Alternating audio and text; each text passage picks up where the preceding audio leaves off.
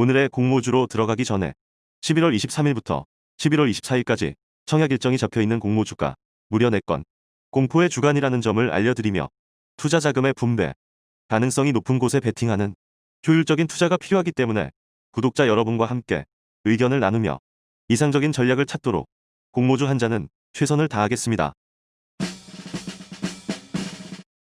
오늘의 공모주 NFC와 포인트 모바일입니다. 먼저 독보적인 소재 기술 기반의 화장품 전문 기업 NFC입니다.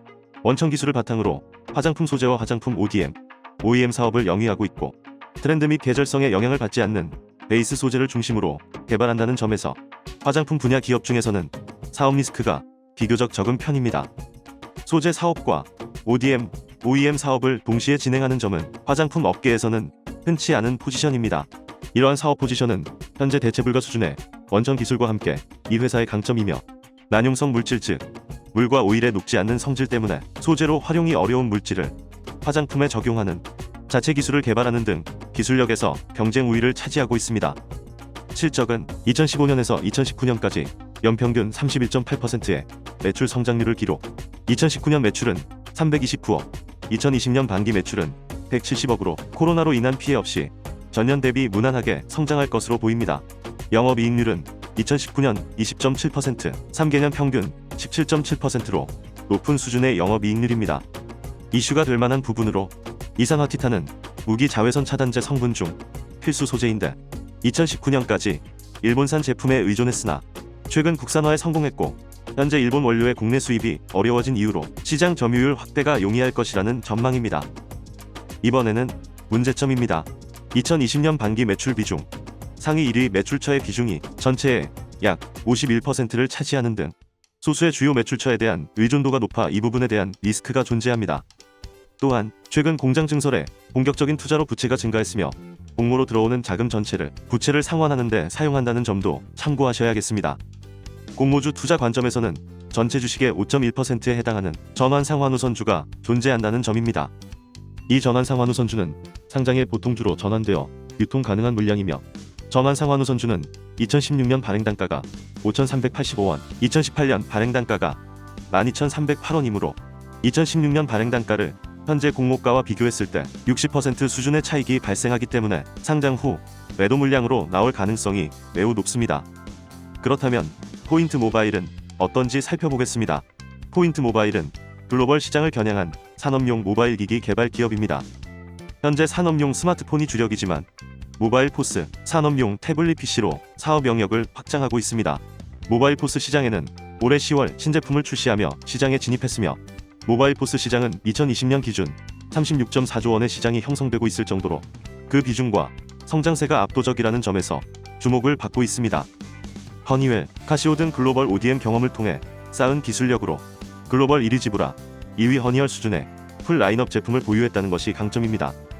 실적은 2017년부터 2019년까지 연평균 20%의 매출 성장률을 기록, 2019년 매출은 622억, 2020년 반기에는 290억으로 전년 대비 성장은 다소 주춤한 상황입니다.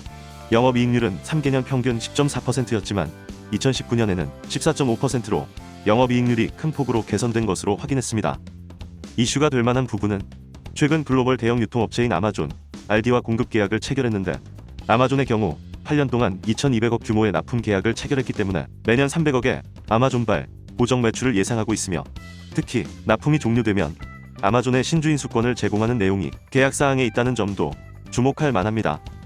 계약 조건이 달성된다면 아마존이 최대 17.7%의 지분을 부여받아 2대 주주가 될 가능성이 있고 아마존의 지분 참여는 전략적 파트너로서 성장 가능성을 높여주고 그 사실만으로도 주가에 영향을 줄 수 있는 큰 이슈이기 때문에 시장에서 포인트 모바일에 거는 기대감이 상당한 것으로 보입니다. 이번에는 문제점입니다. 2020년 상반기 기준 수출 비중은 전체 매출에서 89.6%를 차지하는 등 수출 비중이 압도적인 만큼 대외 환경 변수에 취약할 수 있으며 향후 수출 비중 확대가 예상됨에 따라 환율 변동에 따른 손익 변동 위험에 지속적으로 노출될 수 있습니다.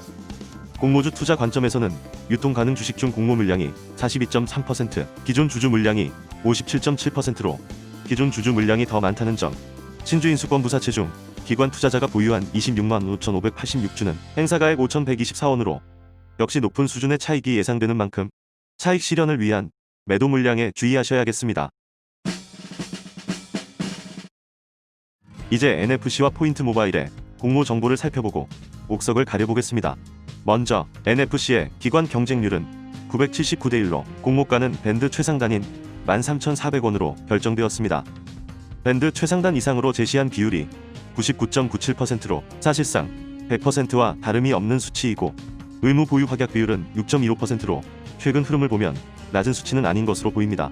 유통가능 주식 비율은 38%, 11월 19일 기준 장외 시세는 16,500원 수준이며 공모가와 23% 수준의 차이가 있습니다. 공모 규모는 268억이며 구주 매출은 없습니다. 옥석 진단 결과 점수는요 4점입니다. 4점에 대한 해석은 청약을 포기해야 하는 수준이나 현재 신규 상장주에 대한 투자 열기와 높은 경쟁률을 감안하여 일단 판단은 보류하겠습니다. 다음은 포인트 모바일입니다. 기관 경쟁률은 1447대 1로 공모가는 밴드 최상단인 15,000원으로 결정되었습니다. 밴드 최상단 이상으로 제시한 비율이 99.95%로 15,000원을 초과하는 비율이 55.5%인 점을 보면 오히려 공모가를 15,000원 이상으로 올리지 않은 것에 감사해야 하는 수요 예측 결과입니다. 의무 보유 확약 비율은 거의 20%에 근접한 수준이며 최종적으로는 더 높아질 가능성이 있습니다. 유통 가능 주식 비율은 36% 수준입니다. 포인트 모바일의 11월 19일 기준 장외 시세는 놀랍게도 31,000원 수준입니다. 이미 공모가의 2배 수준이며 이는 포인트 모바일이 뜨거운 관심을 받고 있다는 사실을 증명해주는 부분이라고 하겠습니다. 공모 규모는 164억으로 소형딜이며 이 역시 몸집이 작은 만큼 주가 상승에 유리한 것으로 보입니다. 15%의 구주 매출이 있지만 현재로서는 큰 변수로 보이지 않습니다. 옥석 진단 결과 점수는요 7점입니다. 7점에 대한 해석은 옥인지 석인지 판단이 어려워 공모가의 적정 수준으로 판단해야겠습니다. 점수상으로 7점은 최근 공모주 중에 최상위권에 해당하는 점수라는 사실 참고 부탁드리겠습니다. 이번에는 적정 공모가를 살펴보겠습니다. 결론부터 말씀드리면 NFC와 포인트 모바일 모두 적정하다는 결론을 얻었습니다. NFC의 경우 적용 단기순 이익을 2020년 반기 기준 연환산 방식으로 내려서 잡았고 최근 증시 상승의 영향으로 비교 기업의 평균 PER이 증가했다는 점을 반영했습니다. 비교 그룹 중 화장품 매출이 상대적으로 낮은 한국콜마와 피인수 이슈가 있었던 SK바이오랜드는 비교 그룹에서 제외하였고 코스맥스, 코스메카 코리아, 대봉LS의 현재 시점 평균 PER인 31.8배를 적용한 주당 평가액은 16,952원으로 오히려 주간사 평가액보다 제가 산정한 평가액이 높습니다. 다만 할인율이 16% 수준으로 비교적 낮다라고 본다면 결국 최종 공모가는 적정한 수준이라는 의견을 드립니다. 포인트 모바일의 경우 동종업계에서는 처음 상장하는 케이스이기 때문에 유사 기업을 선정하는데 어려움이 있었을 것으로 보입니다. 비교그룹에 포스코 ICT와 롯데정보통신을 넣었는데 유사 기업과 규모 면에서 거리가 있다고 판단되어 제외했고 비교적 유사한 단말기를 제조하는 것으로 보이는 에이텍TN과 스마트팩토리와 관련이 있으면서 최근 상장한 M2I를 비교그룹에 넣어봤습니다. 역시 최근 증시 상승의 영향으로 비교 기업의 평균 PER이 증가했다는 점을 반영했습니다. 제가 산정한 비교 기업의 평균 PER인 26.3배를 적용한 주당 평가액은 19,483원으로 주간사 평가액보다 민망할 정도로 높은 수준이 나왔습니다. 다만 할인율이 8% 수준으로 매우 낮다라고 본다면 결국 최종 공모가는 제가 산정한 방식과 비슷하다는 점에서 적정한 수준이라는 의견을 드립니다. 이렇게 NFC와 포인트 모바일은 공모가 거품이 없다는 점을 검증해보았고 이제 저희에게 가장 중요한 일은 4건의 공모주 종목에 얼마나 자금 배분을 하여 안정적이면서 수익률이 높은 투자를 할 것인지 고민하는 것입니다. 일반 경쟁률을 어느 정도 예측해본다면 선택을 하는데 도움이 되실 것 같습니다. 정확하지는 않지만 최근 1개월 동안 경쟁률이 높았던 종목은 일반 경쟁률이 기관 경쟁률보다 29%에서 46% 수준까지 높았다는 점에 착안하여 여기서는 일반 경쟁률이 기관 경쟁률보다 30% 더 높게 나왔다고 가정해보겠습니다. NFC의 경우 삼성증권에서 가장 낮은 온라인 전용 등급 만주를 청약한다고 하면 배정 주식 수는 8주가 되고 그나마 객관적인 수치로 판단할 수 있는 장외 시세를 기준으로 예상 수익을 계산해보면 24,800원이 됩니다. 즉 6,700만원으로 청약해서 8주를 받고 현재 장외 시세 수준으로 매도한다고 가정하면 25,000원 정도의 수익이 생기는 셈입니다. 포인트 모바일은 하나금융투자에서 가장 낮은 일반 등급 만주를 청약한다고 하면 배정 주식 수는 5주이고 장외 시세 수준으로 매도한다면 8만원 정도의 수익이 생기는 셈입니다. 물론 실제로는 일반 경쟁률과 장외 시세의 오차가 클 수 있지만 과거의 데이터를 동원해서 예측해 본다면 배정 주식수와 예상 수익은 비슷한 비율로 움직일 가능성이 크다고 생각합니다. 따라서 공모주 한자는 NFC보다 포인트 모바일에 청약하는 것이 수익면에서 유리하다고 판단하고 있습니다. 이것은 저의 의견일 뿐 투자의 판단과 책임은 투자자 본인에게 있다는 것 잊으시면 안 됩니다.